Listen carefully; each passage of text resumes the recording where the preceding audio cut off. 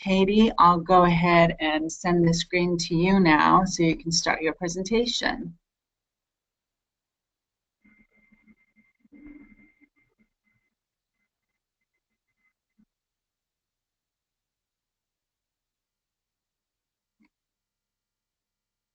Great.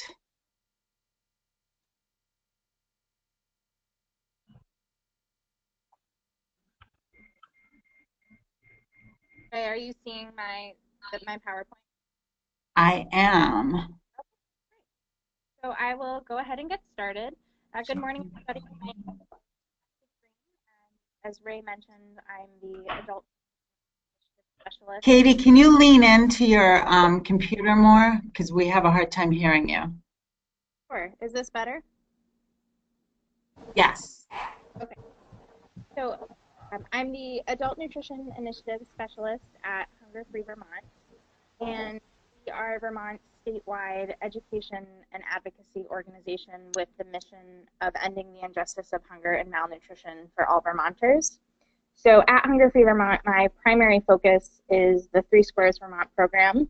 So I do education, training, and outreach and advocacy work around the program, basically to ensure that the program is working as well as it can for the Vermonters that need and rely on it.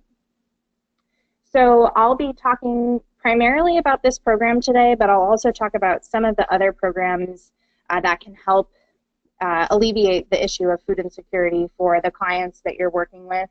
But the primary focus will be on Three Squares Vermont, because this is really the program that it's our nation's largest federal nutrition program and really our first line defense against hunger. So before we get started with talking about the nitty-gritty details about Three Squares Vermont, I want to start just by prefacing the conversation with a little bit of an overview of what the problem of hunger in Vermont is.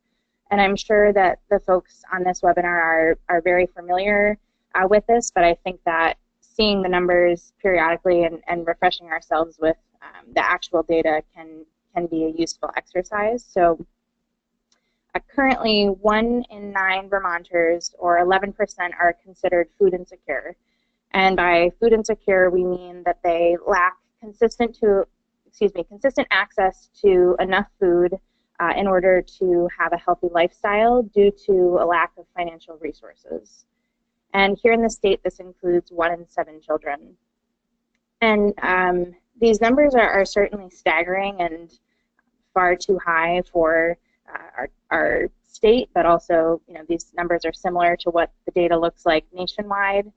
But the good news is that by and large, these numbers have been declining over the past couple of years due to some of the investments that we saw in nutrition programs in the previous administration. So over the last 5 years, the number of food insecure children has dropped from 1 in 5 to 1 in 7.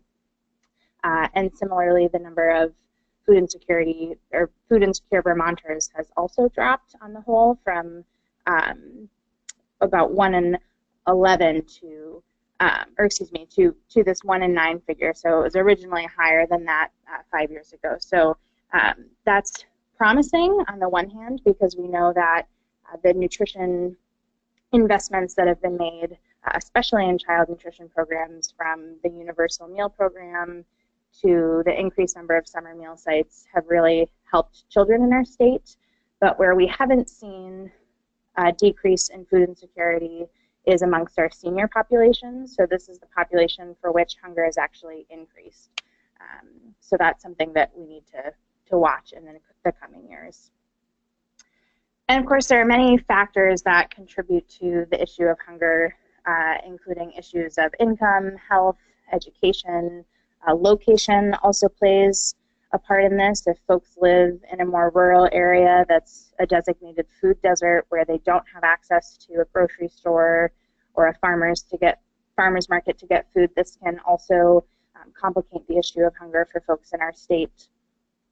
And of course, there are many consequences to hunger, both for the individual that's suffering from hunger in terms of their physical well-being and social and economic stability for that person, but also there are consequences for us as a state and as a nation in terms of lost productivity in jobs, decreased educational outcomes because it's very difficult for children to learn if they're not fed and well nourished, and it's a major tax on our. And Three Squares Vermont fits into this discussion again as it's really our nation's first line defense against hunger as the largest federal nutrition program. So I know most of you folks are pretty familiar with Three Squares Vermont, but I want to give just a little bit of background in case there are folks that don't know some of this history, because I think it's interesting and really important in the current political environment that we're in to understand some of these details. So Three Squares Vermont is a federal nutrition program of the U.S. Department of Agriculture, and it was originally the program known as food stamps and was piloted in 1939, both as a way to alleviate hunger, but also as a program that was intended to provide farmers a stable market for their crops. So that's why Three Squares Vermont and the food stamp legislation has always happened in the Farm Bill. And we're seeing the Farm Bill coming up again in this current administration, so it'll be really important for all of us to advocate to protect this. So nationally, the program is known as the Supplemental Nutrition Assistance Program, or SNAP. This name was changed from food stamps in 2008, both to hopefully alleviate some of the stigma that's attached to the phrase food stamps, but also to signal the shift that had been happening for years away from actual physical food stamps to receiving these benefits on the EBT card. And while it's a federal state with federal rules, it gets administered a little bit differently in each state at the state government level. So here in Vermont, the Department for Children and Families Economic Services Division is the department that actually processes applications and issues benefits. And they're also the folks that run the program administratively. So these programs can look very different from state to state because states are allowed to interpret certain rules a little bit differently and also to apply for and take up waivers that change certain aspects of the program. So for example, here in Vermont, we have expanded income eligibility for the program up to 185% of the federal poverty level for most applicants. Some states don't take that option, so they are only allowing folks that have up to 130% of the federal poverty level to apply for the program. So as you can see, there are ways in which our program here in Vermont can look very different than other states, such as even neighboring states like New Hampshire and Massachusetts. They have certain rules in place that make the program operate a little bit differently. So I mention that because it's important to keep that in mind. If you're working with clients that might have come out of state, there can be some confusion that can happen for clients if they're used to how a program operates in another state. And lastly, I want to highlight that Three Squares Vermont is a federal entitlement program, and it's one of our only remaining federal entitlement programs, which means that there's no set pool of money to fund the program, and when that pool of money runs out, folks get denied who would otherwise be eligible. So what that means is that everyone who's eligible for benefits is entitled to the full benefit for which they qualify for. And this is important because we often hear from families or especially from seniors that they don't want to apply for the program because they're worried that they'll take benefits away from someone else that might need them more than they do. But that's not how the program works. It's open and available to provide federal money and federal benefits for all who are eligible to apply, and that all that are that qualify for the program. So really briefly, I want to talk about participation in our state. So it reached an all-time high in January of 2013, which is when we were really feeling the peak of the effects of the recession. And it's been slowly declining now and is hovering around 78 to 79,000 folks. And despite what you hear in the media about this program, being, for people that don't want to work, or it being a welfare program. It's really a program that by and large helps children first and foremost. So both in the state of Vermont and nationally, children are the largest recipients of this program. So as you can see on that graph there, that 34% of recipients in the state of Vermont are children, followed closely by folks that are disabled and seniors, with the remaining portion being non-disabled adults. And we have reason to believe that about 1 out of 4 eligible Vermonters aren't participating, and we think that can be due to lots of different reasons. So folks might not know that they're eligible. Certainly there's a role that stigma plays in preventing people from applying for the program. So it's really important as we're out there to spread positive messages about Three Squares Vermont, because if we can get those 1 out of 4 eligible Vermonters to enroll in the program, it will be good not only for them, but really for the rest of us as a state. So how exactly does the card work? Like I mentioned earlier, there are no more physical food stamps, so folks get the EBT card, the electronic benefits transfer card that works like a debit card, so it's more anonymous for the customer when they're shopping and a more efficient process. And benefits get deposited onto that card the first of every month, and while they will roll over from month to month, they remain, and they also remain on the card for up to 1 year. What we know is that for most families on this program, they exhaust their benefits before the month is even over. So we'll talk about some ways that you can help folks stretch their benefits a little later on in the presentation. And this card can be used, the benefits can be used anywhere in the United States that EBT is accepted. So here in Vermont, that equates to about over 600 retailers, as well as about 40 to 45 farmers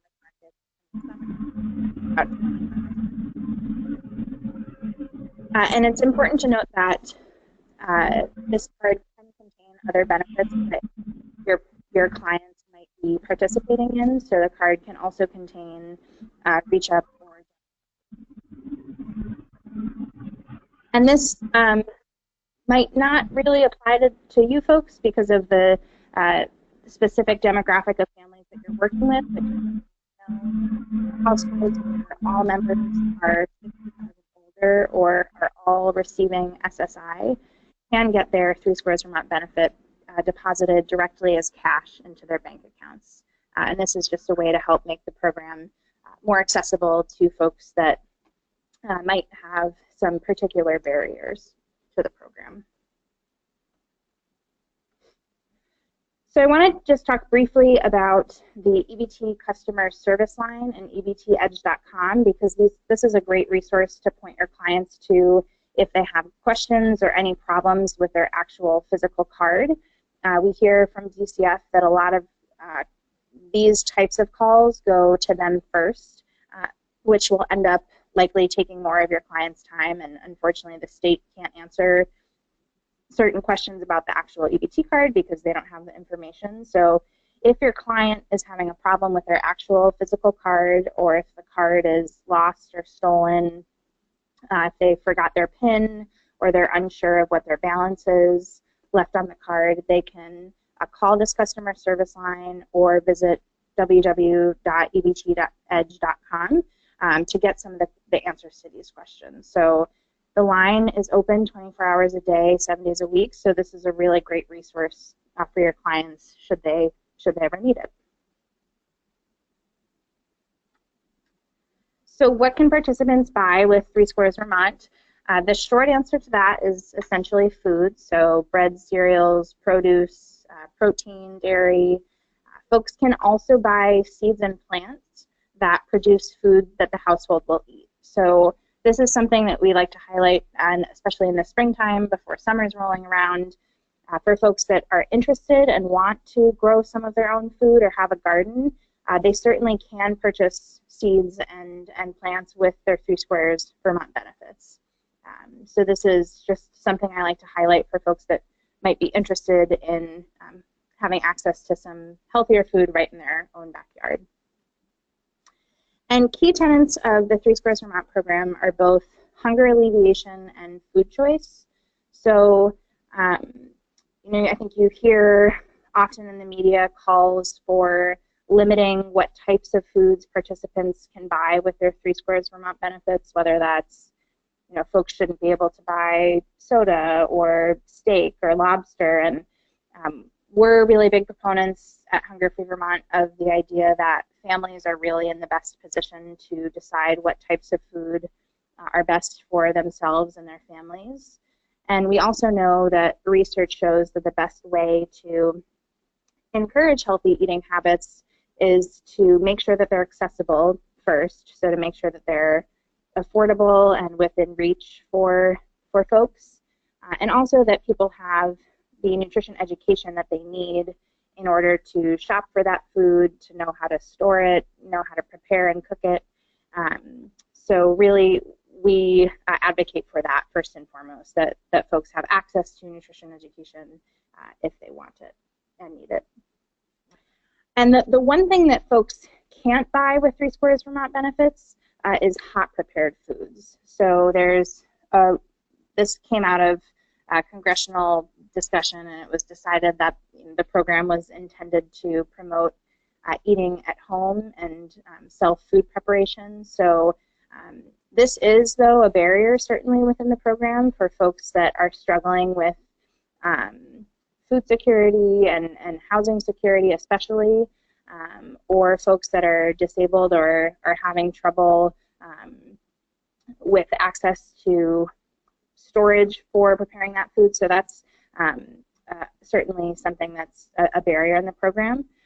But just know that the easy kind of rule of thumb is that if folks are at the grocery store, they can get things from the cold prepared side of the salad bar, but not the hot prepared side.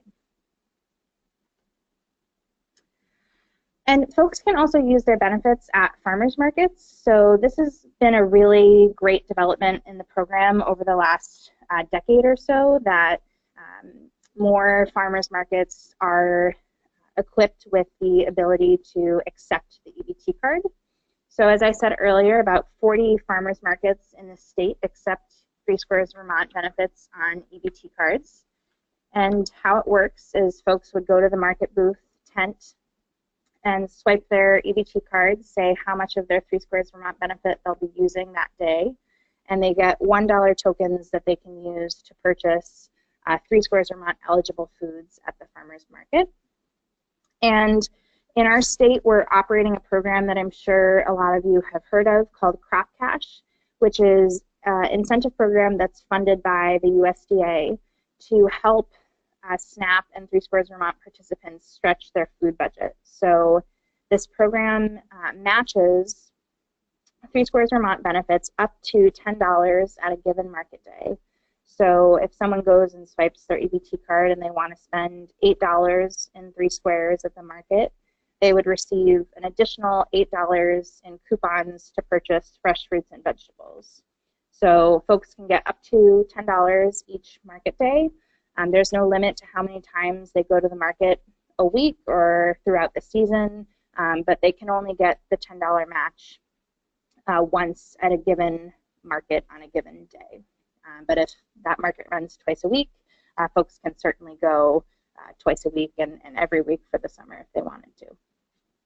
So this is really a terrific program, and we hope that you'll spread the word about this not only to your clients, but just in your circles as you're working with folks to let really all Vermonters know that this is a program that's out there for them to use.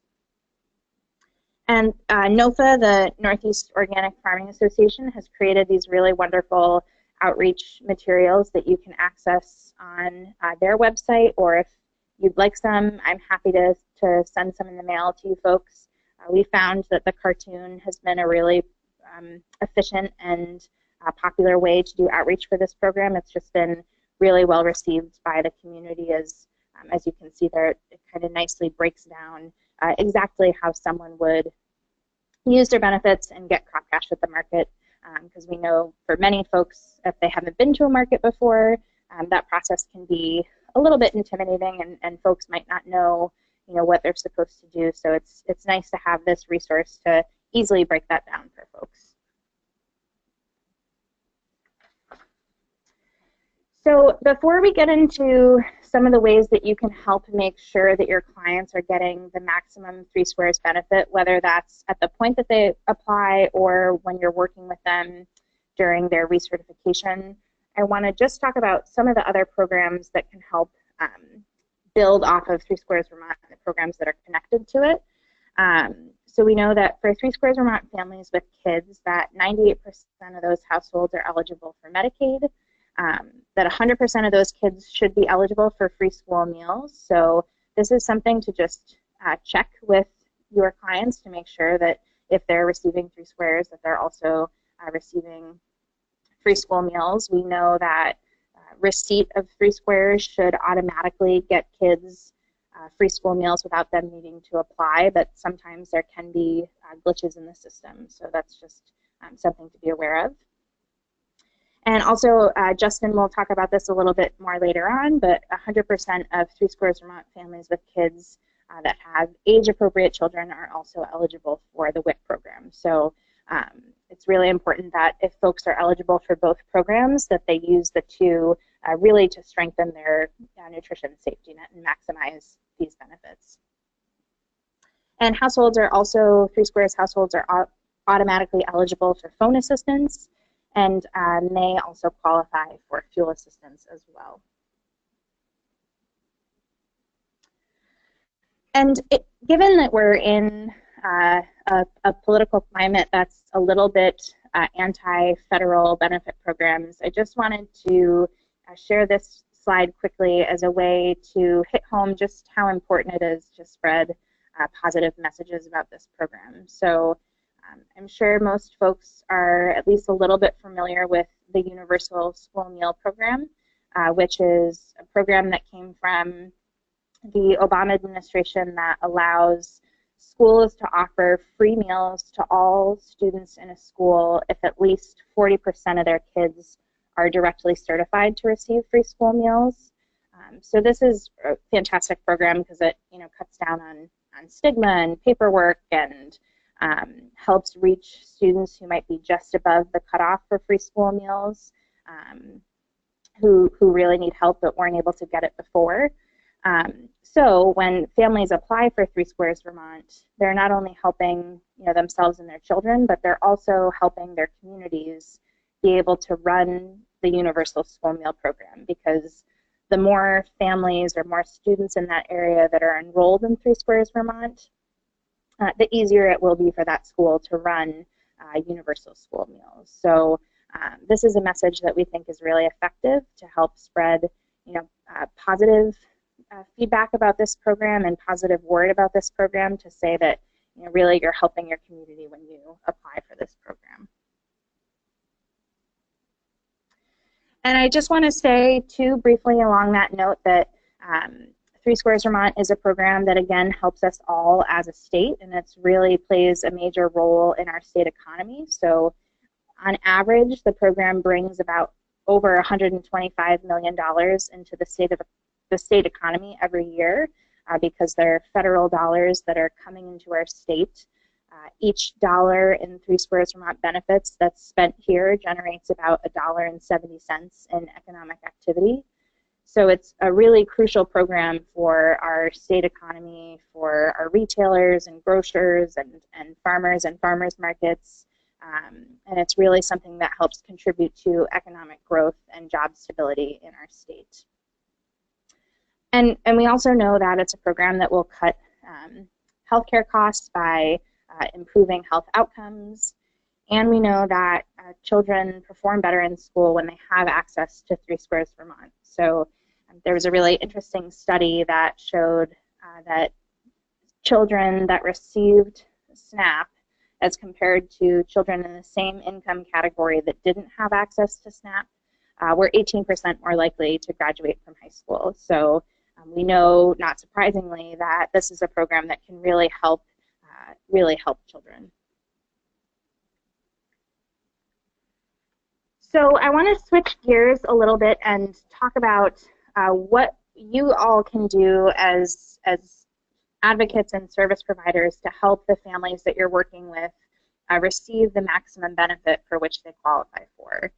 So we'll quickly go over eligibility, how to utilize and maximize deductions, ways that you can help assist folks either in the application process or the recertification process, and then close by just talking about some empowering messages you can use and how to advocate for your clients when necessary.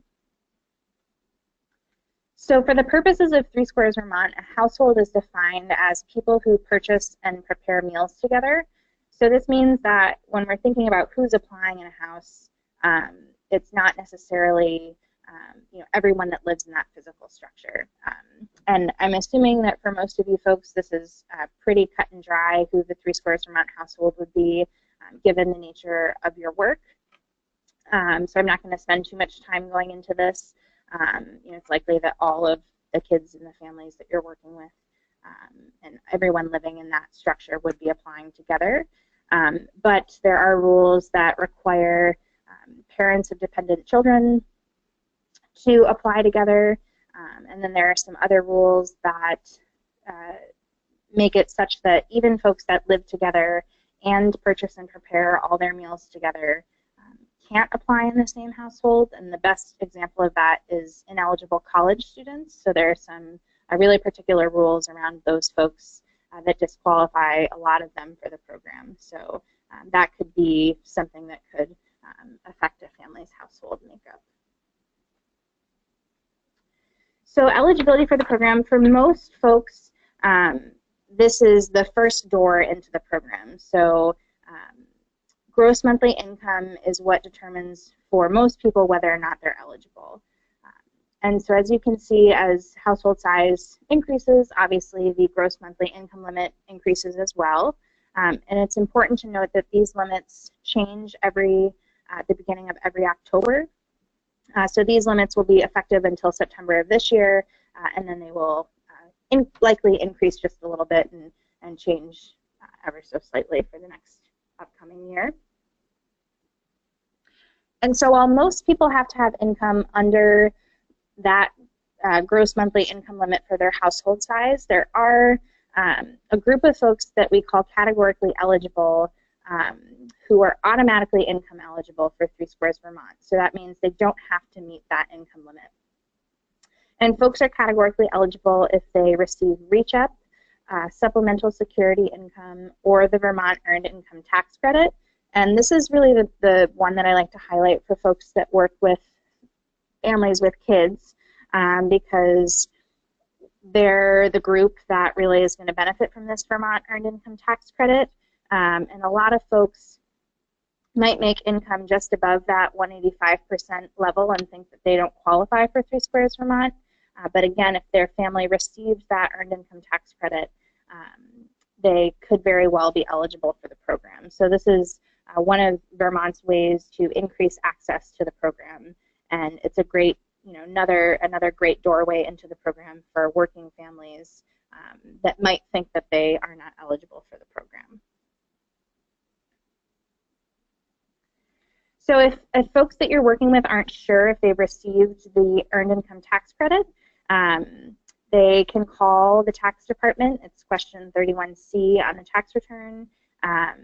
It's something that can be self-declared on the application as long as it's not deemed questionable by a benefit specialist. And to attest that they've received the Earned Income Tax Credit, they would answer yes to question 6 on the application.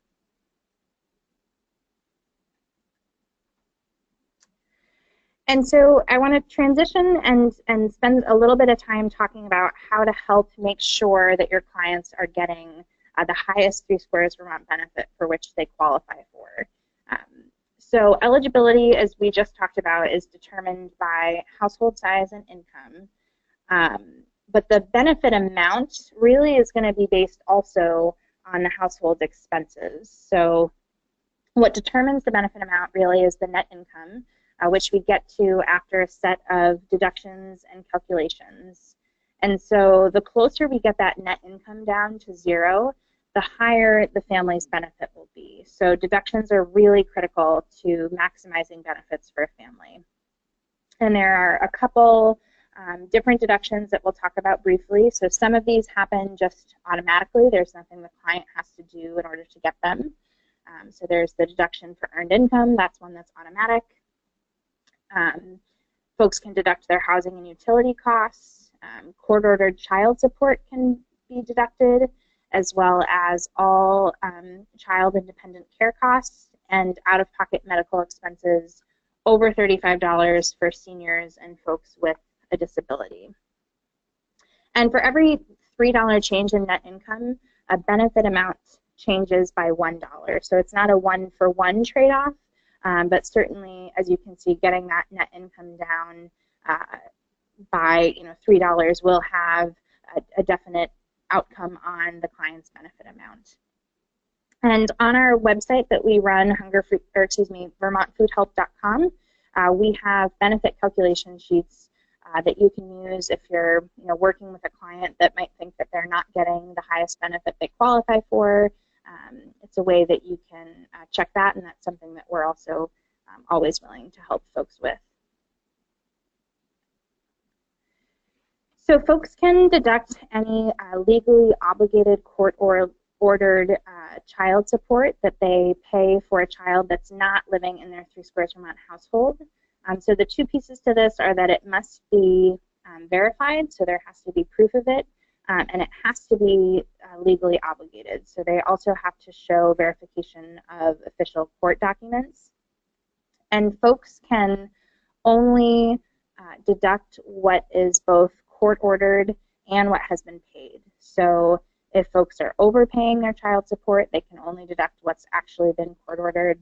And similarly, if they're underpaying what is ordered by the court, they can only deduct what they've actually paid for the child not in their household.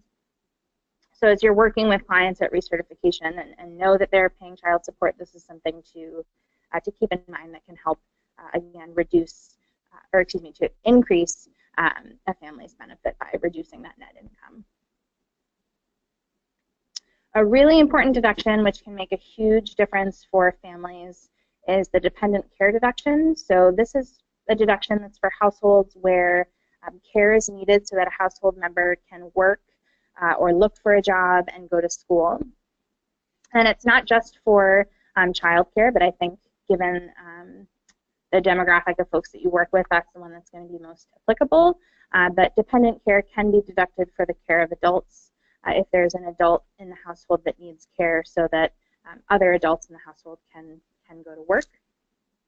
And the care can be in a formal center or a home, that's registered official care, or it can be more of an informal arrangement with family, friends, or neighbors. It doesn't have to be registered care. And folks can deduct payments that are made for any co-pays, for subsidies that they make, the payments for that child or adult daycare service, before and after school programs, as well as summer camp fees. And overnight camps actually count as well if the parents are working night shifts that require care for the child overnight. And this is the really important piece to highlight, that folks can deduct transportation to and from care at 58.5 cents a mile. So this can really add up over the course of the month and make for a really big difference in a family's benefit amount. And the great thing about this deduction is that it's self-declared, so folks shouldn't need any verification on this when they're going through the application process, unless DCF deems it questionable and asks for some form of verification. And there's also no cap on the dependent care deduction, so folks can deduct all of the costs that they spend on dependent care. And this is what the question looks like on the application. As you can see, there's a column for miles from home to the provider one way, so folks can deduct, again, those transportation costs. I'm not going to go into this too much because the medical expense deduction can get tricky, and I think that probably it's not going to apply to the vast majority of the folks on this call, but I'll just say quickly that households that have someone that's 60 and over, or someone with a disability, can deduct out-of-pocket medical expenses. So unfortunately, everyone can't deduct medical expenses. It's just households with someone 60 and over or someone with a disability. But there are a couple ways to do this. They can either claim the standard medical expense deduction if they verify $35, and then they'll get a deduction of $138 off of their net income. Or they can claim all of their expenses, but they would need to submit verification for every single expense that they're claiming. So that can be kind of a tricky process. If someone is working with a family for which the medical expense deduction is relevant for them and have more questions, you'll see my contact information at the end of the webinar, and I'll be happy to address those offline with folks. And just as a reminder, there are lots of things that qualify for the medical expense deduction. Everything from copays, hearing aids, transportation to healthcare. But again, this is something we can chat about if folks want to reach out to me afterwards. Lastly, the last deduction that gets taken is the shelter deduction. And so this deduction can make a really big difference in folks' benefit amounts. And this allows folks not to deduct all of their shelter costs, but their excess shelter costs. So there's a cap of $517, but there isn't a cap for households with a senior or a disabled member living in them. So for the bulk of the clients you're working with, they'll have a cap of deducting $517. And they can deduct everything from the rent, mortgage, insurance on the structure, property taxes, any repairs that they had to make.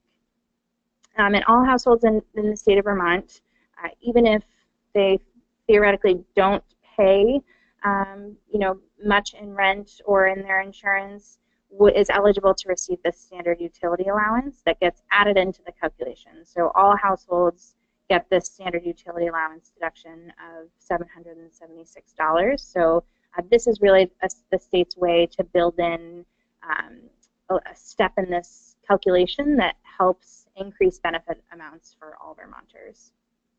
And again, this is a deduction that is self-declared unless someone at the state asks for additional verification. So the last major thing I want to talk about in regards to 3 squares is how you can help assist your clients throughout the application process. So as you know, the application process and the recertification process can often require a great deal of attention, and it can be tricky and kind of complicated for folks. But there's a lot that you can do as advocates when you work with your clients to make this process a little bit easier for them. So of course, excuse me, I'm going to just go back to this slide. Sorry about that. The application process really is as follows. So folks submit that first application either on paper or online. They would then complete a phone interview with DCF, which usually takes anywhere from 30 minutes or a little bit longer, 45 minutes to an hour. They are then asked to provide any verification that they need in order to process their application. And then the next step would be to receive the approval notice and card in the mail. And folks do have to periodically recertify at the end of their certification period and also complete an interim report in each certification period. So I've been told by some of the folks on this call that really you work more with folks in the recertification process, so I'll be talking about that on this slide. So my assumption is that most of the families that you work with are certified for 12 months. That's the case for usually the norm for individuals or families with young kids. We do see longer certifications for folks that are disabled or senior households. And like I said, halfway through that certification period, folks will get an interim report that asks them to report any changes in household composition, resources, if they've changed housing, the vehicles that they have, changes in income. And it's really important to encourage your clients to mail these in as quickly as possible, because what can happen is that if the form gets back to DCF past the deadline, benefit amounts can close, and then the applicant has to go through the process of reapplying all over again. and can possibly have a lag in their benefits, which we really don't want to see, both for the client and I mean really for the client, so that they don't have to go without their benefit amount for a period of time. And so it's important, again, to just encourage them to fill out that interim report, even if nothing has changed. So even if nothing's changed, they still have to fill that form out, sign it in, and send it back to DCF. 6 weeks before the end of a certification for a family, they'll be prompted to recertify by getting a letter from DCF with another application that they'll have to fill out again, send into DCF, and then they'll have another interview. Again, they'll be requested for a verification for anything in that interview. And it's really important, again, to send that verification in as quickly as possible. And then folks would receive their eligibility decision and continue to receive their benefits. So the golden standard here really is to just help your clients send in any verification as early as possible, even if that's sending it in with the initial recertification application. That can just help the process move along a little bit more quickly and ensure that the case won't close and that there won't be a gap in benefits for your clients. And within the certification period, there are also changes that folks have to report to DCF. So really the one that I think would be most relevant to the folks you're working with is that if household gross income was below the levels in the chart shown below at the time that the person applied, and it rose over that in a given calendar month, they would have to report that change within the first days of the next month. So this is really a wonky rule that goes back to the reason it's 130% is that's the federal income level guideline for this program. So this is just something to be aware of that folks would need to report if they're in this specific situation. But what you should always encourage your clients to report is anytime income goes down or their expenses change. So if their childcare becomes more expensive or income drops for someone in the household, it's really important to report that to DCF as soon as possible because it may help your client get a higher benefit amount and have more money each month to put towards their groceries. So again, tips for navigating the application process. As I said, just timeliness is really the most important thing. If you can make a copy of an application or the recertification application before you submit it, that's always a good standard of practice, just to ensure that if anything happens or goes wrong in the process, you have something to reference back to. And encouraging clients to call for their interview as soon as possible is also great, just tying it back to the importance of timeliness and moving this process along. If you happen to be working with folks, I'm not sure how often this would occur, but someone who wasn't on the program before and was in really a dire financial circumstance where they had less than, for example, $100 in liquid resources available to them, a signature on the application will suffice to start the application process, so they don't actually have to send in all the verification they would need. If they're in really a dire situation, they can just sign the first page of the application with their address. They'd be contacted within a week, and then they would have a quick modified phone interview and could start getting benefits and would have another month to submit all of that verification. So this is a way to help get benefits to folks a little bit quicker that really need them in a very dire situation. So I'll close just by talking about what resources are available to you to help folks, given what we know about the average amount of 3 Squares Vermont benefits. So we know that the average benefit amount is about $235 per household in Vermont, which is really not a lot of money when you think about how many kids can be in a family, and it is really important, given that we hear that families often exhaust benefits at the end of each month, to know what resources are out there to help folks stretch their benefits. So Crop Cash, for example, is one of those great programs, making sure that folks are connected to all of the other benefit programs that they qualify for. These are all really key pieces of the work you're doing to help make sure that that food safety net is as strong as it can possibly be. And I just want to briefly show the maximum monthly benefit for each household size. So as you can see, this is the maximum amount of money that it's possible to get. So for a household of 3, let's say, the maximum benefit is $511. But not all families are going to receive that. They'll receive, some fraction of that. So finding ways to help clients stretch these benefits are really important. One way to help do that, and we talked earlier about the importance of making sure kids are, enrolled in school meals or accessing WIC if they're age eligible. Another program that can really help is the summer meal program. So there are lots of different summer meal sites in the areas where you folks are all located and your clients live. And they can access, most of them are open meal sites, which means you don't need to enroll in the program. You can just show up when they run, and kids under 18 can get a free meal. And to connect with a summer meal site, you can call 211 or text food to 877-877.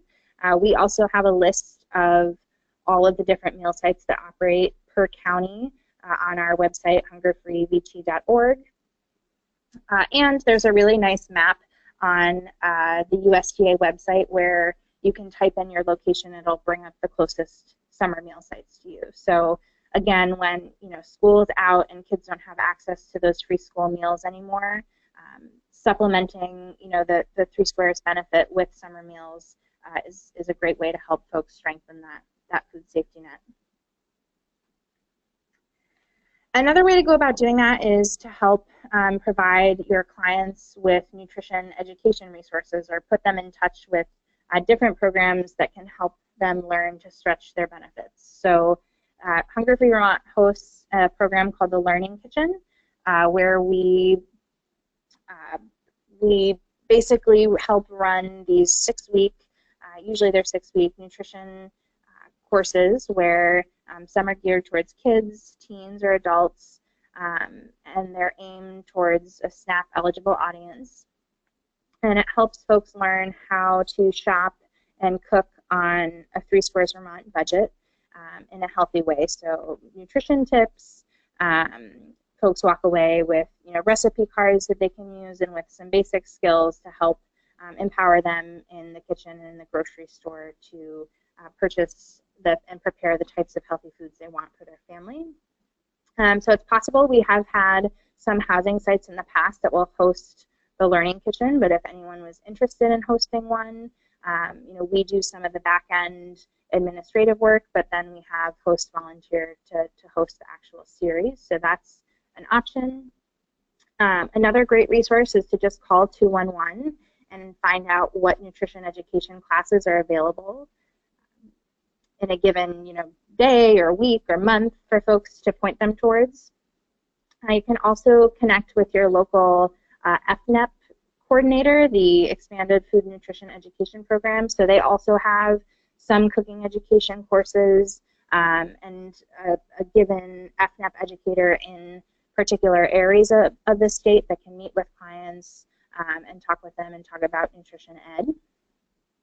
And another resource that's available to folks that I think sometimes people are less familiar with is just calling your local either co-op or grocery store and asking if someone there can give you and your client a tour of the store. So a lot of times, co-ops especially, but many grocery stores too, will give folks tours to talk about how to shop in the bulk section, how to read unit prices to really maximize and stretch their budget. Advice about shopping the perimeter. That's kind of the buzzword in healthy shopping, is to shop on the edges of the store where most of the produce and protein and less processed foods are. So they'll go into all those sorts of things. And it's really helpful if you, as their advocate or and service provider can go with them, just as something for comfort, and that can be a really positive experience for folks. And I'll also mention the Food for All program. So this is accessible depending on what region you live in, but there are a lot of co-ops across the state now, both in the Burlington area, in I believe Rutland has one, St. Johnsbury, Middlebury has one, Brattleboro, where folks that receive Three Squares Vermont can get a discount every time that they shop at the co-op.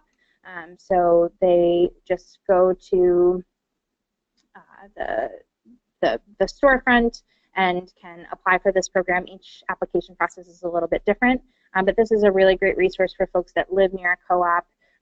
If they want to shop there and have access to healthy foods or the cooking classes that co-ops sometimes offer, they can become a member for free and then receive an additional discount on their groceries. So that's a really great program, and I'm happy to send folks more information about that if they would like.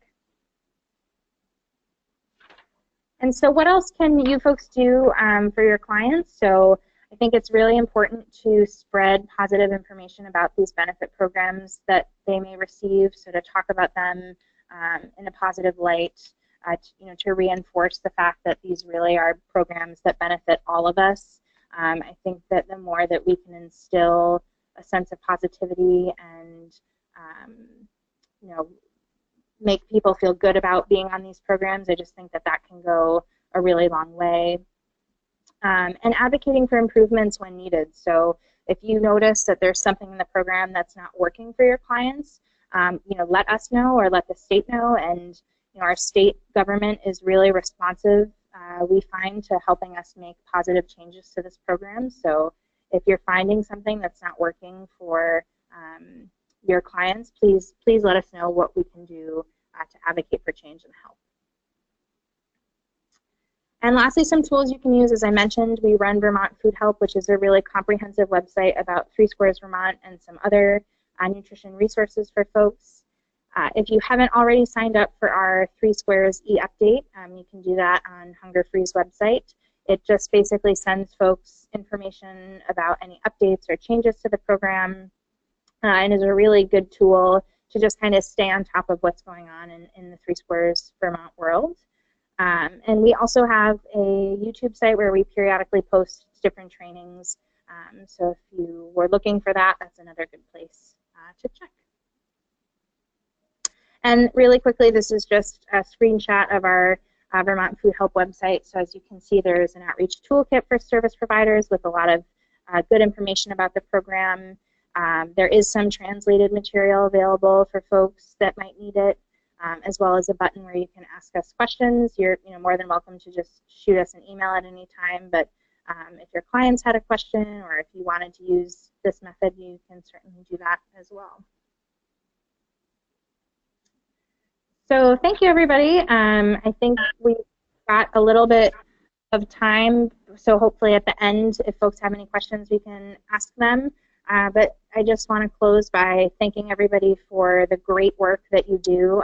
Until Ray asked me to do this webinar, I wasn't familiar with this pilot, and I just think that it's really incredible work that you folks are doing and offering such hands-on, case management, and it's really humbling to be able to present to such a great room of advocates. And I'll close by just saying that my contact information is on the screen, and I am more than happy to be available as a resource if you ever have questions about Three Squares Vermont or any questions your clients have. Please feel free to reach out. So thanks, everybody.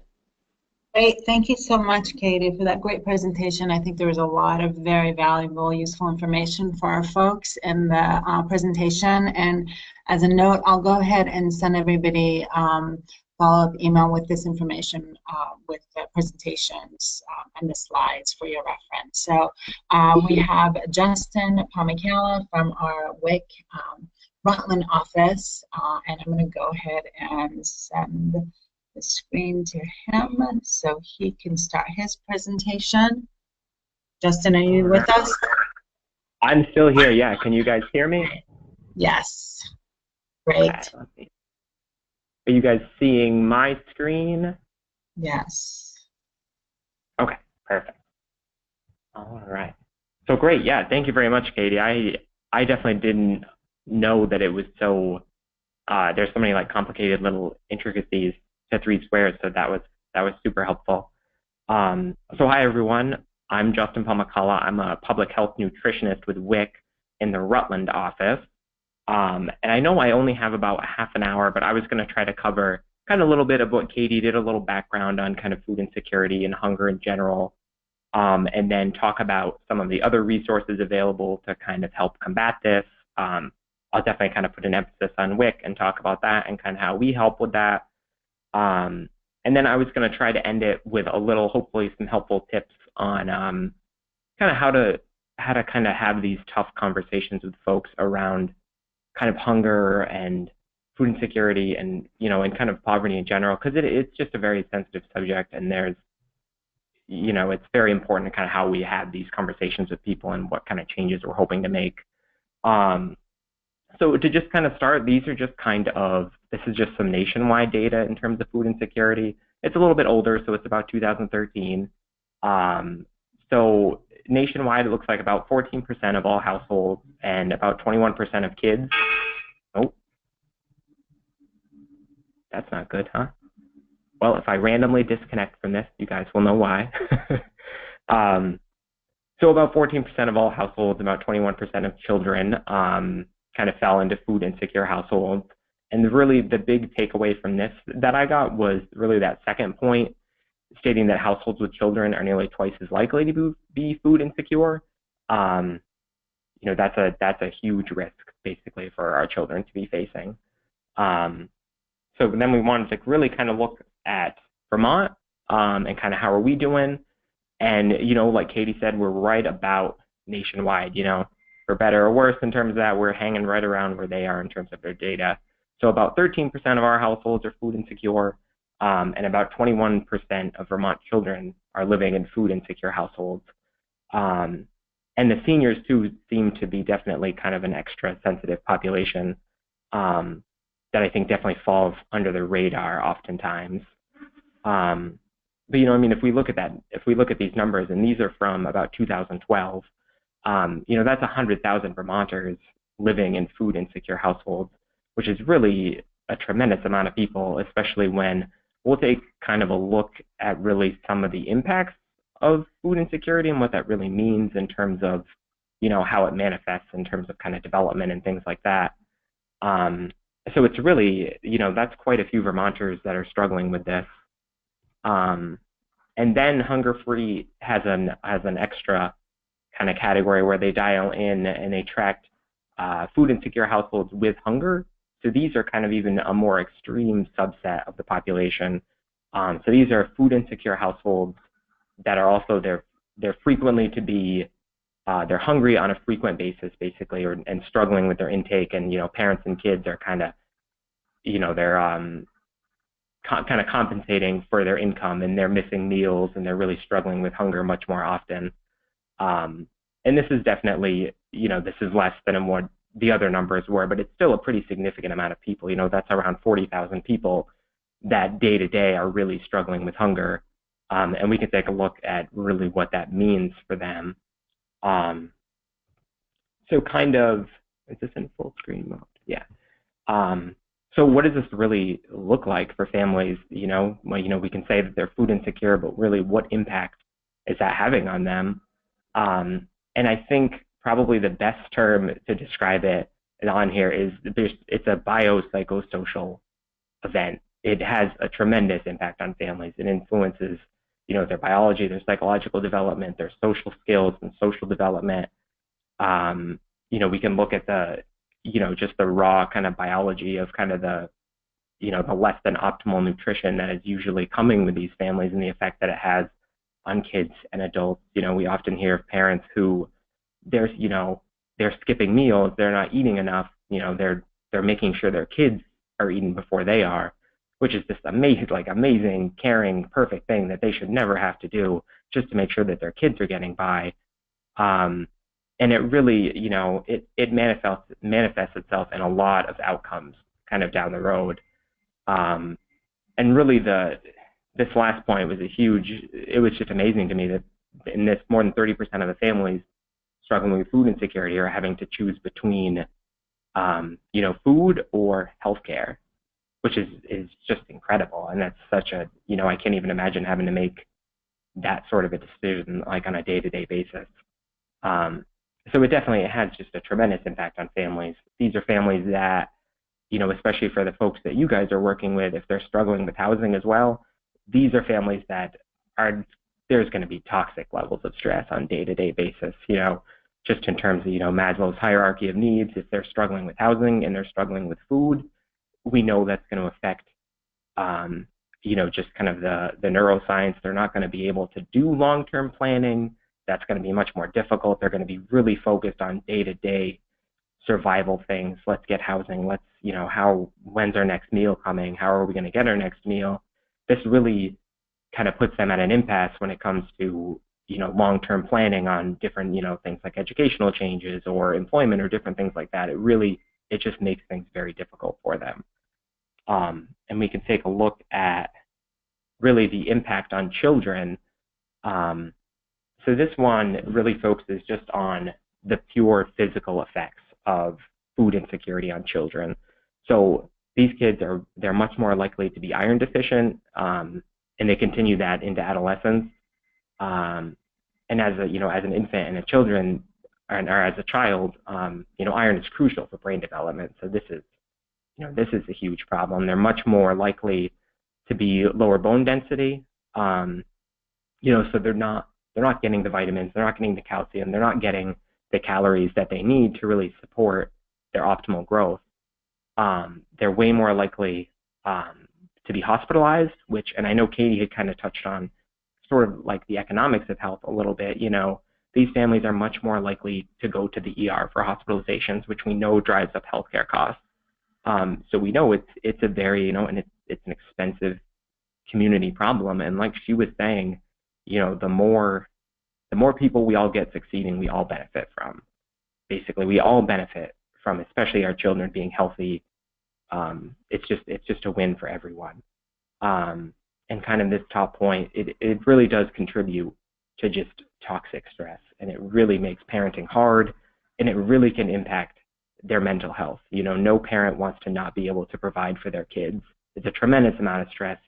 We all deal with stress differently. It can lead to depression. It can lead to anxiety, which is going to make parenting even harder. So these things can really kind of, snowball on themselves, and it just makes things very difficult. And if we look, this focuses a bit more on kind of the cognitive and behavioral and kind of emotional impacts of food insecurity. We know, especially in terms of emotional distress and how children function, early on that parent-child bond, food is love, food is comfort, this is a great thing, that can be severely altered when it comes to families struggling with food insecurity, especially with, additional hunger or any additional, areas they might be struggling in. So that's going to affect basically the emotional functioning of the kid. It can affect their mental health. It can definitely affect their behavior. I know something, and this is definitely anecdotal, something I've seen pretty frequently with some households with food insecurity is the children they're very likely to kind of hoard food, and anytime food is offered, they eat it as fast as they can, and they eat as much as they can, and then they'll hoard it. They'll put it in their pockets, they'll put it in their bags, and they'll really save it, for later. They don't know when the next meal is coming. So this opportunity to eat, they just take advantage of it. And a lot of times these are kids that, parents will say, oh, they're just always hungry. They're always hungry. They're never full. They just always want to eat and eat. And that's because food it's on their mind 24/7. If you don't know when your next meal is going to come, you are going to be really worried about it, and you are going to be thinking about it a lot, and it's going to impact everything that you do. Which kind of like Katie was saying here, we can see it definitely, it has some academic consequences. It definitely has some mental health consequences. So, they're more likely to experience depression and suicidal ideation. So it is a truly biopsychosocial kind of event, and I'm sure everyone has kind of heard of ACEs and, the adverse childhood events that can really, lead to issues in development and, emotional regulation and kind of coping and how we deal with that. So it's an incredibly complex issue that has a lot of outcomes that are even just independent of the purely, poor nutrition that comes with food insecurity. So really kind of the takeaway message in terms of food insecurity for families and children is just that it is very complex. These things can lead into adulthood, and they can affect our development and our behavior and our outcomes into adulthood. And I thought it was interesting. Basically, study after study has found that food insecurity is basically additive to kind of poverty and low income. It's not just that they're low income that's causing some of these effects. It's the actual effect of being food insecure. That kind of psychological impact is causing some of these outcomes. And especially, parents and children both adapt and cope kind of in their own ways. And it seems like oftentimes for children, there's guilt and there's shame, and they tend to internalize a lot of things.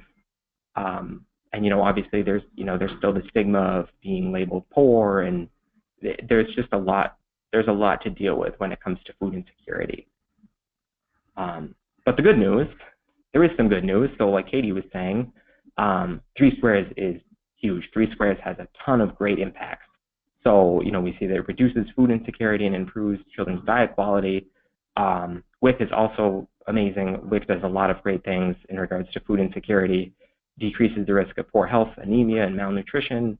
We focus a lot on anemia and iron risk in WIC just because it's a problem that typically lower income families struggle a lot with.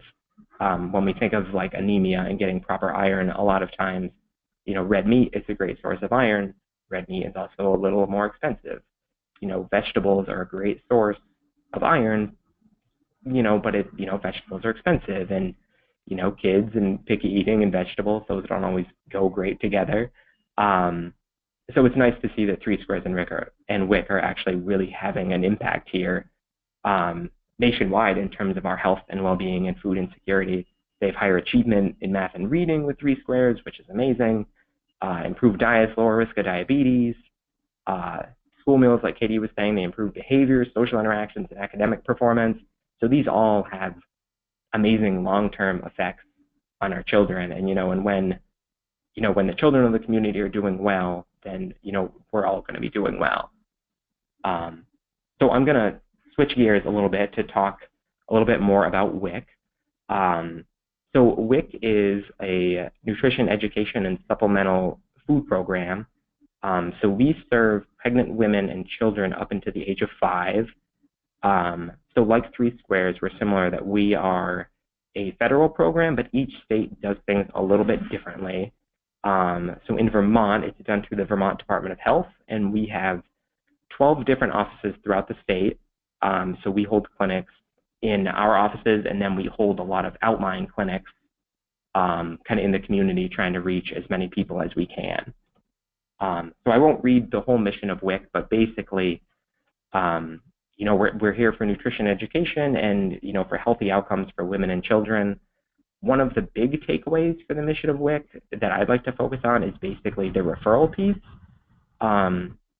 So in WIC, we try to basically act as sort of an intermediate for some of these families. We try to refer to as many, resources as possible that some of these families might not know about.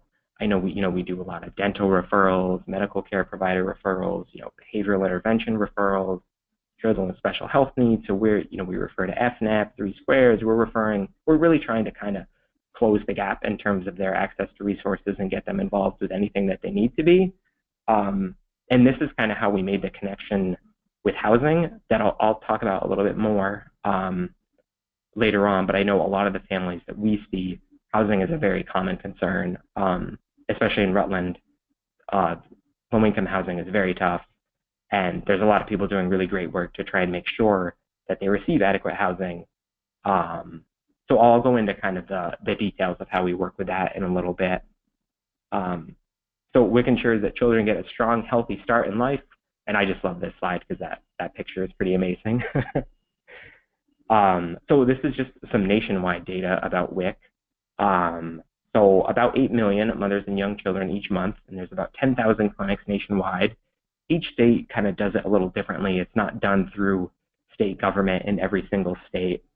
So this is kind of the nationwide data. And then for Vermont, so we have about somewhere around 13,000 participating in WIC in Vermont.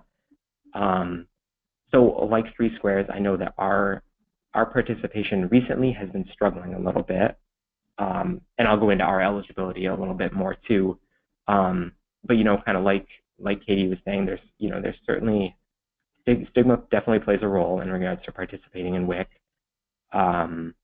We had recently switched. WIC used to be done through home deliveries with food, and we recently switched to an EBT card similar to the Three Squares card. So some folks have really liked that, and some folks haven't been a big fan of that. There is definitely, there's some limitations as to what can be purchased on it. It's size specific and label specific, so I think some folks have struggled with that. So our participation lately has definitely been slipping a little bit, and I'll go over some eligibility and things too. That way, if you guys happen to be seeing anyone, that you think might be eligible, definitely please give us a call because we are always looking for more participants, and I'll include all our contact information at the end also. So this is like kind of Katie was saying, they have kind of like categorical eligibility. We call it adjunctive eligibility. So there are income guidelines that are, it's the same as Three Squares. It's up to 185% of the poverty level. So you can do it strictly through income guidelines, and then for WIC, if you are receiving Three Squares, you're automatically eligible. If you're receiving Reach Up, you're automatically eligible. And the really cool thing in Vermont is that if you're receiving Dr. Dinosaur or Medicaid, you're automatically eligible.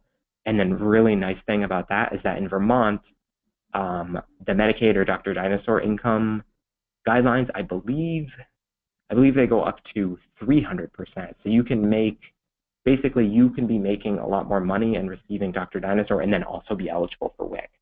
So that has been great for our families. So we urge anyone, if you know that anyone is receiving Medicaid and they're either pregnant or they have a child, under the age of 5, definitely give us a call because we are always looking for more people. But that adjunctive eligibility has been great for us, and I think it really makes a difference for families. The other cool thing is that foster children are automatically eligible for WIC. So usually they're receiving Medicaid as well, but basically any child in foster care under the age of 5 is automatically eligible, which is great. So this is kind of the bare bones really of what WIC is. So being involved with WIC, there's basically an appointment every 6 months. This appointment it's very similar to a doctor's appointment. We have basically nutritionists and nurses on staff. We do heights and weights, and we do iron tests, and we do lead tests for children as well. And then obviously we're making all these, referring to health and social services. We put a very big emphasis on nutrition education.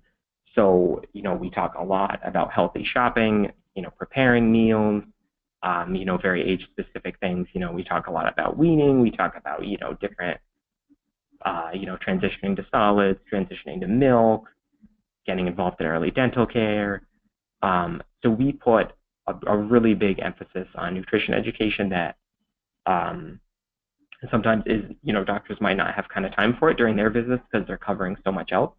So we put a lot of focus into that, and we do, we try and do as many follow-up appointments with folks if they want to chat more about anything. We do a lot of kind of shopping on a budget, shopping or, preparing meals with using just a microwave, or we try and hit that demographic as well in terms of what education we're offering folks. We do a lot with breastfeeding support. This is kind of one of our main goals in WIC is to increase not only the initiation rates of breastfeeding, but those that are still breastfeeding at 6 months. So that's a big goal for us. The referrals are huge. And then we'll take a look at kind of what is actually, we'll talk about the activities first. So like I said, there's an appointment every 6 months, and then basically on our card, after the appointment, you're issued 3 months of food on the card. And then you are required to do, there's a lot of different activities. We do a lot of fun group activities. So there's a lot of different classes. We try and reach out into the community and partner as much as we can and do fun stuff for, families to come do something fun and have that count for their activity. They basically have to do 2 activities a year in order to reissue the benefits on the card. So this is where we've partnered with our housing folks here in Rutland to try and make it much easier for them to stay on WIC and continue receiving benefits without having to worry about doing one more thing. Because, this is definitely something, this is a new thing for us as of about a year and a half ago.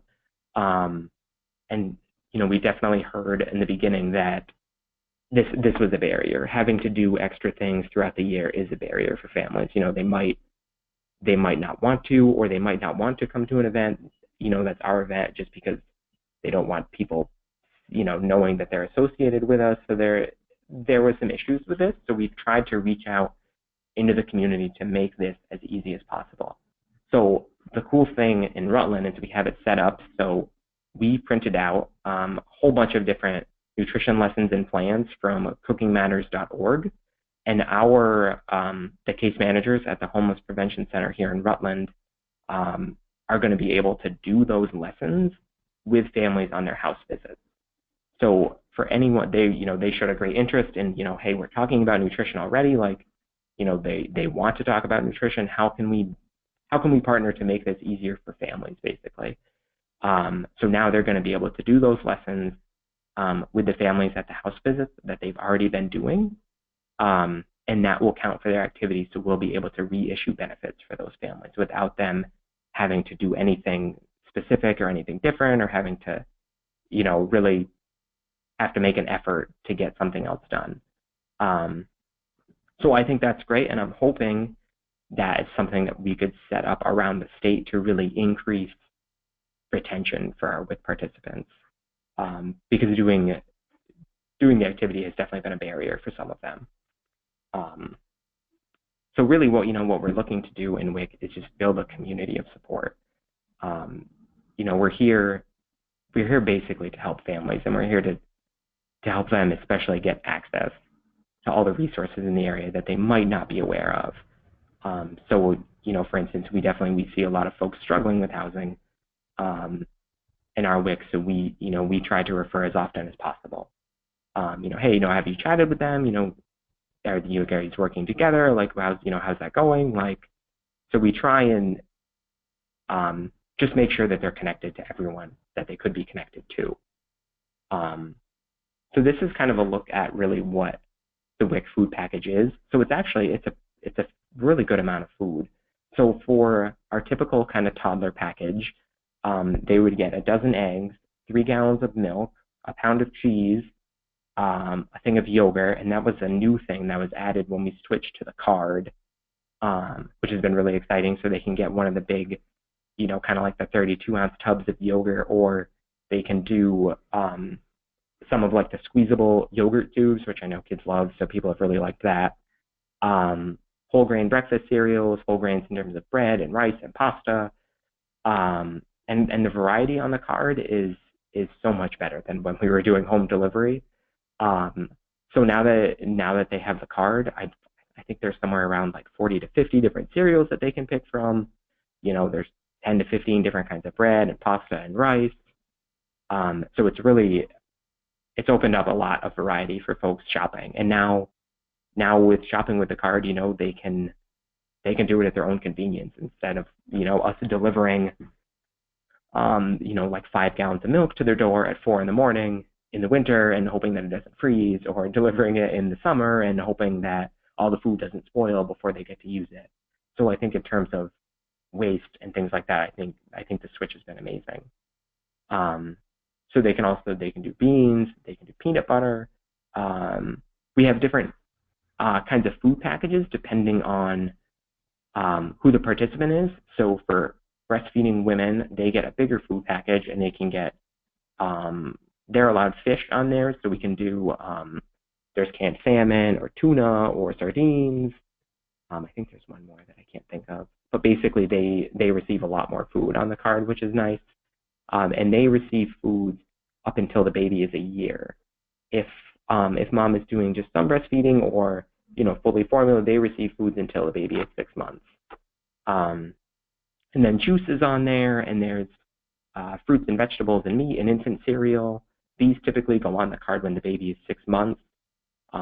So at those visits, in terms of the nutrition education, obviously we're talking to them a lot about the development of the stomach and things like that, kind of when to introduce things and do different things like that. So we try to really put a large focus on nutrition education for these families.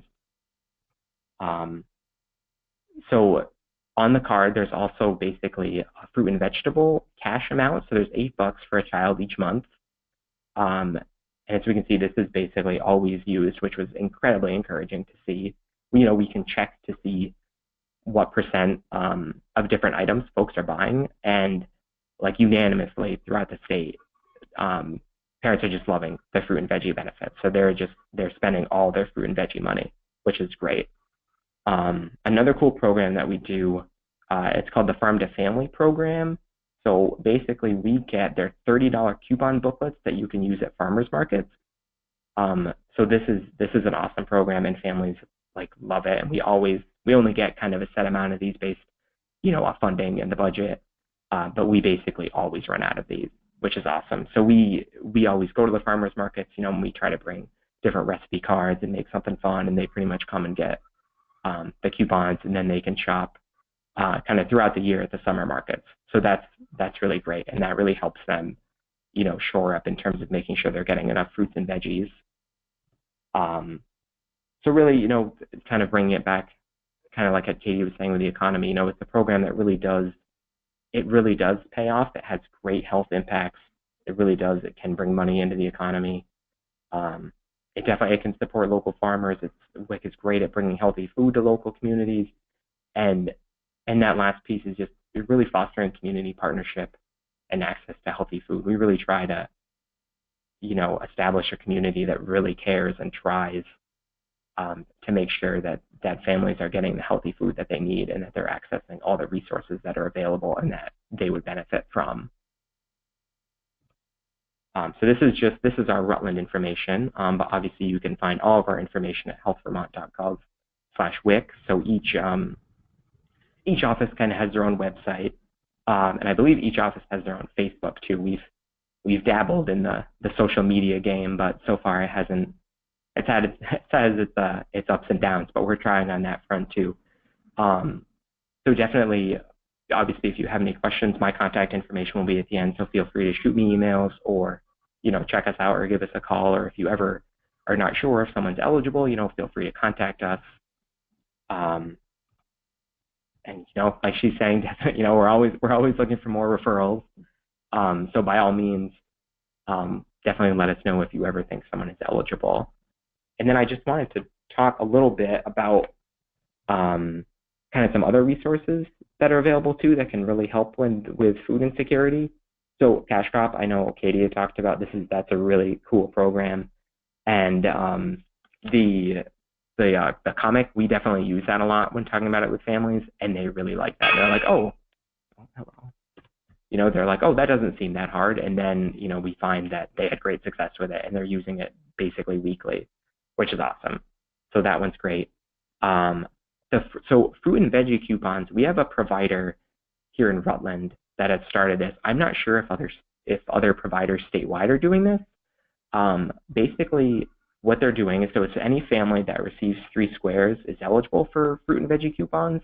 It's almost kind of like a prescription for fruits and vegetables. They fill out a survey, and then they can receive $75 in coupons that they can use at, I think for right now, it's just Price Chopper.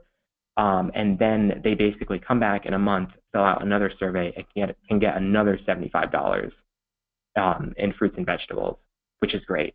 So I think they've had really, really good success with that. And I know it was kind of a pilot, for them, but hopefully that'll carry on and it'll kind of catch on to other providers and they'll start doing it. It's pretty similar to the healthcare share program, which is basically like a doctor prescribed CSA for folks. So here in Rutland, we have the Vermont Farmers Food Center. So basically, if the doctor has found that the family would benefit from additional fruits and vegetables, they can prescribe them this healthcare share. And it allows the family to go pick up a free CSA essentially from local farms, which is awesome. And then Healthy and a Snap is kind of an informational program that you can find. They have a ton of great nutrition information in terms of Vermont. There's our school lunch programs, which Katie had talked about in the summer food program. Veggie Van Go is a cool program from the Vermont Food Bank. We have some schools in the area that do it. They basically bring produce to the school, which is awesome, so kids can get extra produce there. And Vermont Fresh is a Vermont Food Bank program that increases access to produce at food shelves. So I know we have, and I'm sure every community does, a nice array of food shelves and community cupboards that definitely play a role in helping reduce food insecurity and kind of covering that safety net of foods. So for the last few minutes, I just kind of wanted to talk about, kind of having these tough conversations with folks. So I'm not sure if any of you are doing really, house visits and one-to-one kind of with some of these folks and these kind of sensitive topics.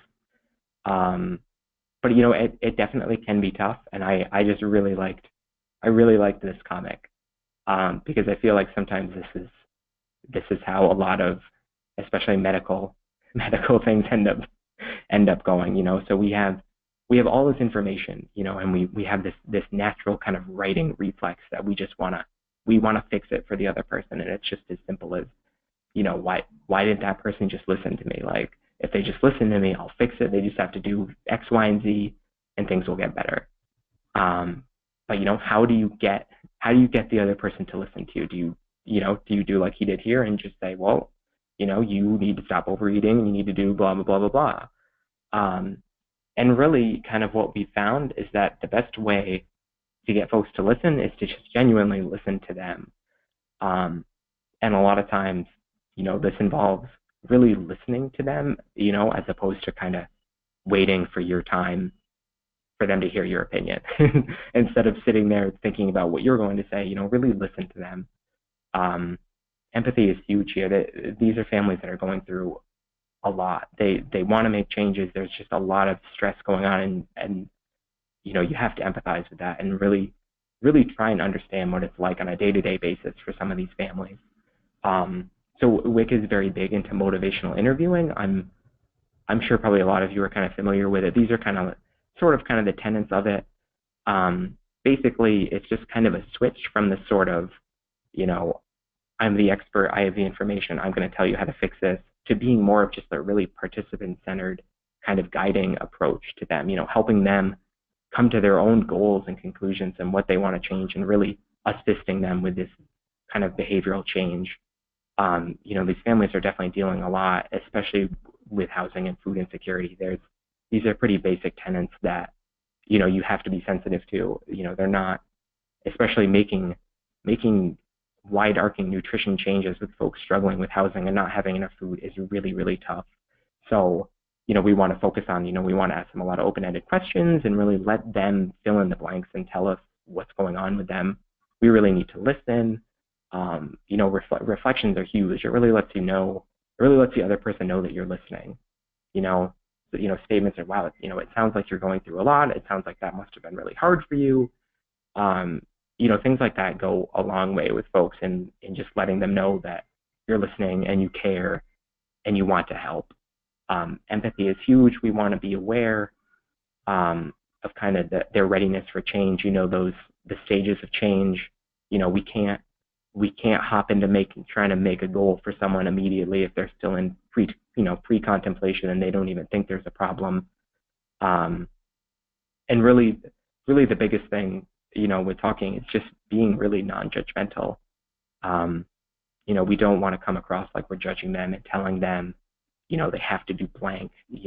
I think you should really do this, and if you don't, then there's going to be issues. Like we just really need to take a non-judgmental approach and try and just understand where they're at and how we can help them and really empower them to really move forward on that and kind of their own goals. So I just kind of wanted to touch on that for a second, because it definitely, it can be difficult to kind of have these conversations. And I know if anyone is really interested, you know, I always like talking more about this stuff, or just really there's a lot of information out there about motivational interviewing, and just kind of building that therapeutic relationship with folks, that really leads you to better outcomes and better chances of behavioral change, especially when it comes to sensitive topics like this. So I just wanted to finish with that's my contact information and some of the sources that I used. Yeah, and to echo Katie, I just want to say thank you very much for giving me the chance and for all the work that you guys do, and that it's so important. So thank you very much. Thanks, Justin. Can you give us, before we end the call, some examples of some of the open-ended questions regarding food and nutrition that you have used, just so our folks have some actual examples that are more specific? Sure. So, I mean, I think a big one is definitely, you know, starting off questions with things like, you know, tell me a little bit more about this, you know, like, so, you know, tell me a little bit more about your eating and your shopping, you know, how has that been going? You know, even, I mean, I think that's a big one. You put me right on the spot. I'm trying to think now.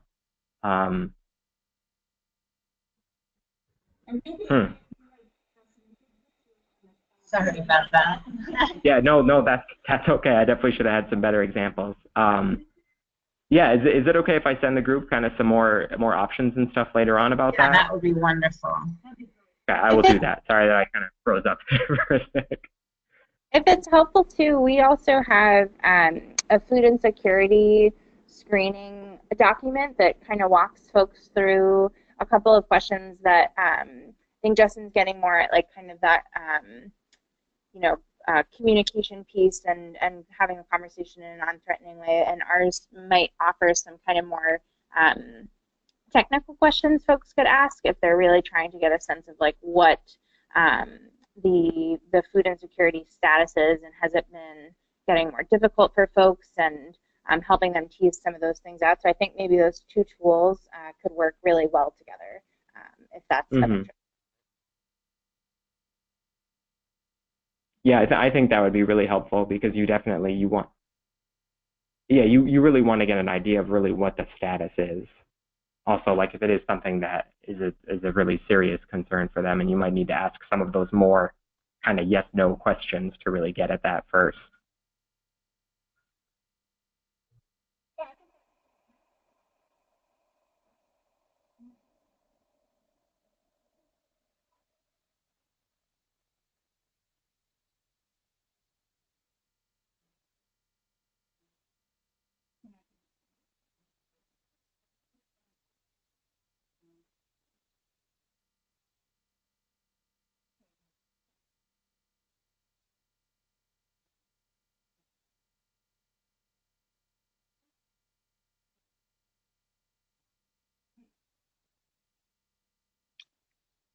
And Ashley, you had a question?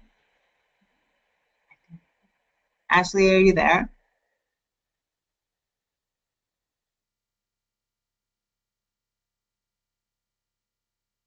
Okay, so Ashley indicated that she had a question, but I can't really hear her. So if there are no other questions, I really appreciate your time, and thank you to our presenters. And I'm going to end the webinar at this point. Thank you again.